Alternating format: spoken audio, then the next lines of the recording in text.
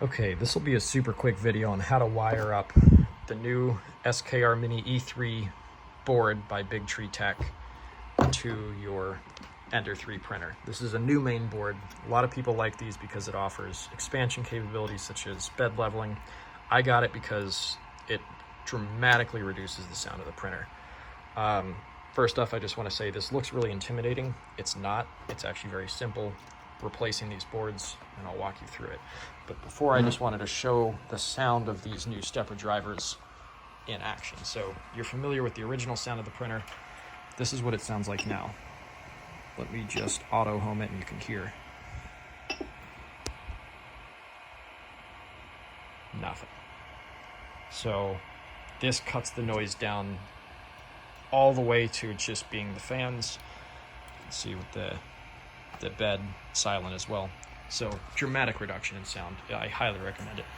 Okay, so cut the power, unplug it, and let's get to swapping the board. So if you don't know where this is, here's an intact printer. We're going to be right here.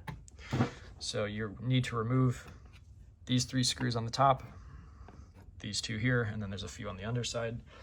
That'll remove all the case and the cover and everything, and then there'll be a few screws that hold the board onto the plate.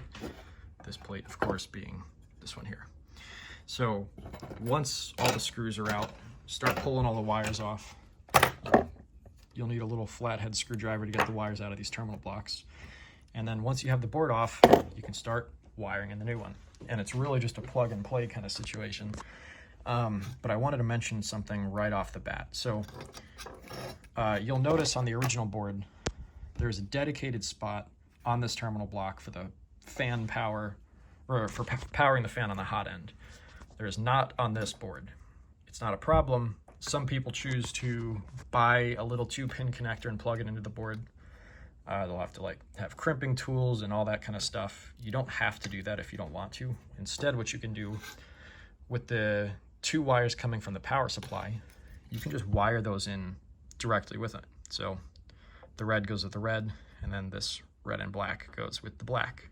Just make sure you crank down on these 2 screws, and then it'll get power to that fan just fine. So you can skip all of the crimping and buying of connectors and all that. So after that point, you just start plugging in the rest of the connectors. So this would be the motors for the X, the Y, the Z, and then on the far right, the E.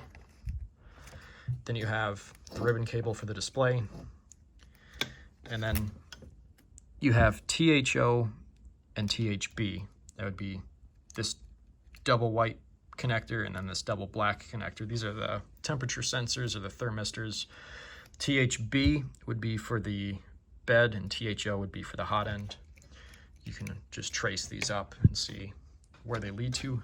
And then you have the stops for the Z on the 3rd from the right, the Y, the 4th from the right, the X, the 5th from the right, and then this blue and yellow, the 6th from the right.